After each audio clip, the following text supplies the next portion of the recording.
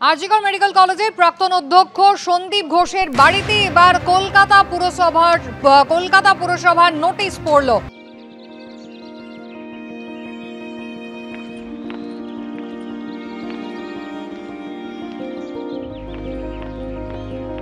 কলকাতা পুরসভার পক্ষ থেকে বেআইনি নির্মাণ সংক্রান্ত নোটিশ এবার দেওয়া হলো আরজিকর মেডিকেল কলেজের প্রাক্তন অধ্যক্ষ সন্দীপ ঘোষের বাড়িতে। কথা বলবো, আমাদের প্রতিনিধি অর্ণব মুখোপাধ্যায় রয়েছেন আমাদের সঙ্গে।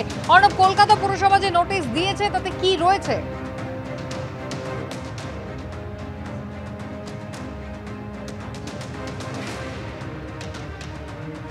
যোগাযোগ করার চেষ্টা করছি আমাদের প্রতিনিধি অর্ণব মুখোপাধ্যায়ের সঙ্গে। সন্দীপ ঘোষ আরজিকর মেডিকেল কলেজের প্রাক্তন অধ্যক্ষ, তার বেলেঘাটার বাড়িতে এবার কলকাতা পুরসভা নোটিশ দিল। বাড়ির একাংশ বেআইনিভাবে নির্মিত, এমনটাই কিন্তু কলকাতা পুরসভার পক্ষ থেকে বলা হচ্ছে। 11 তারিখ তারা অভিযোগ পান এবং তারপরই এই নোটিশ পৌঁছে দেওয়া হলো। 30 তারিখে আধিকারিকরা তারা আসবেন। সন্দীপ ঘোষের বেলেঘাটার বাড়ি, সেখানে কিন্তু এবার কলকাতা পুরসভার নোটিশ, বেআইনি নির্মাণ একটা অংশে, আর সেই নিয়ে এবার নোটিশ দিল কলকাতা পুরসভা। অর্ণব মুখোপাধ্যায় আমাদের প্রতিনিধি রয়েছেন আমাদের সঙ্গে। অর্ণব, কি রয়েছে কলকাতা পুরসভার নোটিশে?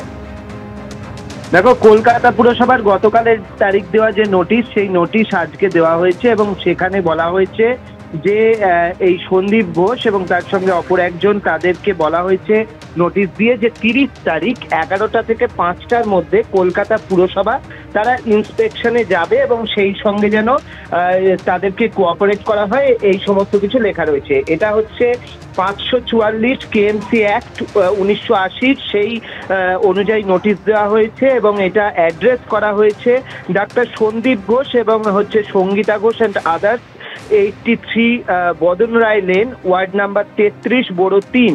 এবং সেখানে বলা হয়েছে যে 30 তারিখ 11টা থেকে 5টার মধ্যে ইন্সপেকশন হবে।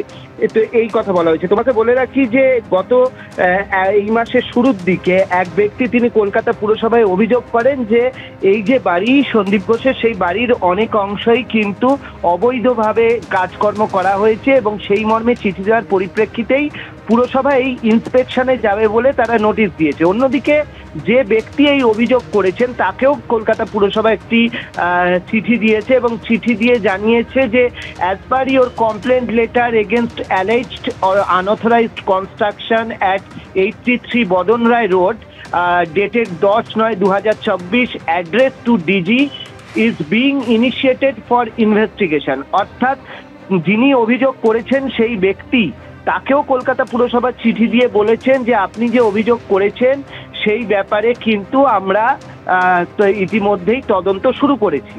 একদিকে এই ব্যক্তিকে সেই চিঠি দেওয়া যে আমরা তদন্ত শুরু করেছি, আর অন্যদিকে সন্দীপ ঘোষের বাড়িতে এই নোটিশ দেওয়া এদিন সকালে যে আপনার বাড়িতে ইন্সপেকশন আসবো। সুতরাং একটা জিনিস খুব স্পষ্ট যে তার বিরুদ্ধে, এই বাড়ির বিরুদ্ধে যে অভিযোগ দায়ের হয়েছিল যে বিভিন্ন জায়গায় বেশ কিছু আনঅথরাইজড কাজ করা হয়েছে, তারই পরিপ্রেক্ষিতে কলকাতা পুরসভা একটি তদন্ত করতে চায় এবং তার জন্যই সত্যাসত্য খতিয়ে দেখার জন্য একটি টিম, সেটি 30 তারিখ যাবে এই সন্দীপ ঘোষের বাড়িতে ইন্সপেকশনের জন্য।